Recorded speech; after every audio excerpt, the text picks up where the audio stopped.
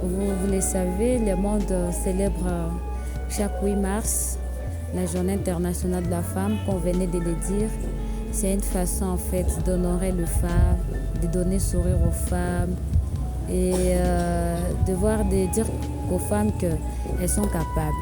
Alors le thème qui a été choisi au niveau national, pour moi en tant que jeune femme engagée dans la communauté, je trouve que c'est un thème très intéressant et ça va faciliter en fait à qu'il y ait la question du genre, la question du genre soit vraiment respectée dans notre pays, parce que dans le thème il y a parité en fait. Je pense que c'est un thème très intéressant. Et là, je me sens très fière, étant une femme engagée dans la communauté. Je pense qu'avec ces thèmes, ça va nous aider, ça va aider nous femmes d'être considérées aussi et de cultiver notre manière, la manière de faire les choses et aussi respecter le genre. Nous sommes le 8 mars, le jour que le monde célèbre la journée mondiale de la femme. Et je suis vêtue en noir en mémoire de nos jeunes femmes, filles et enfants qui sont en train de mourir à pareil instant à Rome. Nous sommes dans un état de crise où il n'y a pas la sécurité. Des femmes, des filles sont mortes, certaines sont violées, certaines filles abandonnées, certaines femmes abandonnées par leur pays. Certaines femmes abandonnent leurs enfants parce qu'il n'y a pas la paix dans notre pays.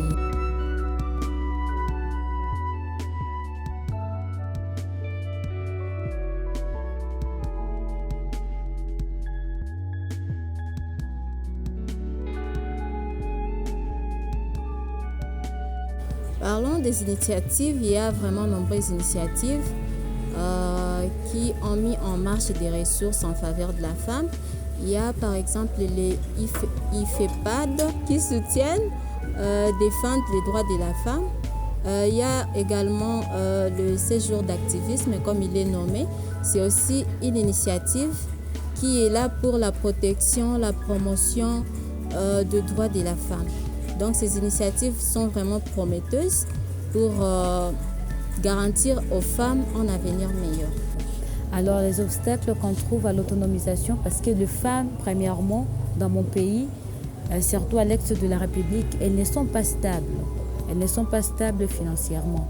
Elles ne savent pas comment elles peuvent rester dans leur milieu respectif. Et pourtant, il y a toujours la guerre. On sait qu'on peut se réveiller aujourd'hui bien, mais demain, il y a des militaires qui attaquent déjà le milieu.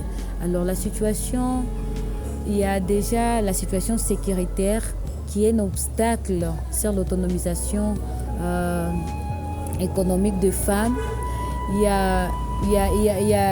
a aussi également les femmes ne parviennent pas à réaliser leurs rêves en fait, parce que là elles se trouvent abandonnées. Il n'y a pas des entreprises qui peuvent leur solliciter ou qui peuvent prendre leur encadrement afin que les femmes soient vraiment autonomes. Moi, je trouve que la situation sécuritaire est à la base du manque de l'autonomisation de la femme.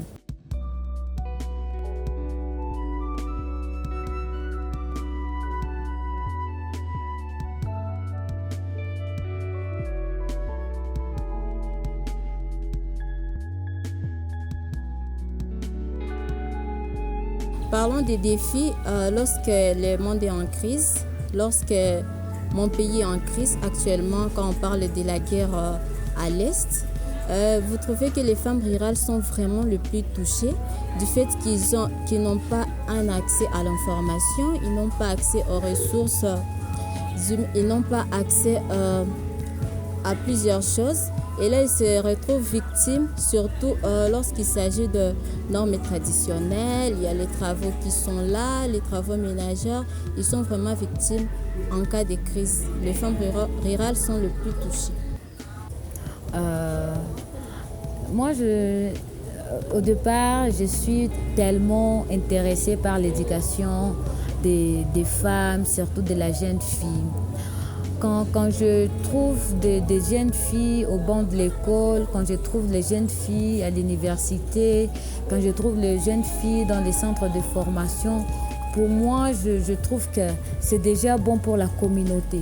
Parce que quand la femme est à l'école, la femme est dans un centre de formation, soit pour la couture, pour la mécanique et autres, c'est déjà un pas, c'est déjà une contribution au niveau de la société. Alors, les parents ou le gouvernement ont en tout cas ce droit de promouvoir, d'encourager les jeunes filles, également les femmes peut-être qui ont raté les études et que l'État ou les parents peuvent aussi aider ces jeunes femmes à se retrouver. Il y a des centres, comme je l'avais dit tantôt, qui encadrent déjà les femmes, même s'ils n'ont pas été à l'école auparavant, mais avec les centres, elles peuvent apprendre facilement. J'encourage en fait cette éducation parce que quand une femme étudie, c'est déjà quelque chose de bénéfice dans la communauté, selon moi, et j'espère que pour les autres, c'est comme ça. Pour mieux impliquer les hommes, je crois que nous devons plus parler de la masculinité positive. Quand on parle de la masculinité positive, nous voyons que les hommes se mettent au centre de la promotion, de la protection des droits de la femme.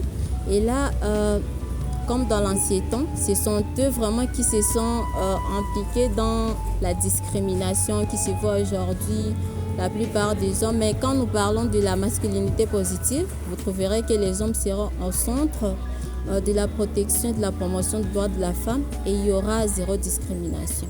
Et en tout cas, c'est quelque chose de bon. J'encourage toutes les organisations, le LUDER, les organisations qui œuvrent dans la promotion des droits de la femme, de toujours soutenir et de toujours encourager les femmes à devenir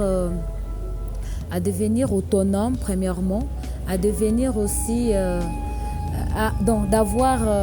permettre aux femmes d'avoir la même chance, égalité des chances en fait avec les hommes, comme il y a notre, partant du thème de notre pays, le thème national, il y a la parité qui est dedans. Donc, de permettre aux femmes d'avoir aussi l'égalité des chances envers les hommes. Et j'ai toujours dit on a toujours dit, et moi je soutiens toujours ce slogan de dire que la femme, c'est quelqu'un qui amène le bonheur, c'est quelqu'un qui cultive la paix, c'est quelqu'un qui nourrit, c'est quelqu'un qui donne la vie. Alors les leaders, les organisations internationales peuvent vraiment soutenir la femme dans toutes les conditions. Surtout les femmes qui se trouvent à l'est de notre pays, les femmes à Goma. Je pense que mon rôle serait d'incarner les valeurs des femmes, d'incarner le droit des femmes, d'être là pour protéger, promouvoir, bannir la discrimination. Et quand moi j'incarnerai tout cela, je pense que je serai là au bon moment pour inspirer d'autres femmes de ma ville et d'ailleurs. À cette occasion, j'aimerais dire aux femmes et aux filles qui me suivent à pareil instant qu'ils sont fortes, qu'ils doivent croire en eux pour que le monde entier trouve aussi cette occasion de croire en eux. Donc quand tu ne crois pas en toi, il n'y aura personne qui peut croire en toi. Mais quand tu crois en toi, tu vas de l'avant. Justement, il y aura des personnes pour te soutenir et qui croiront en retour en toi.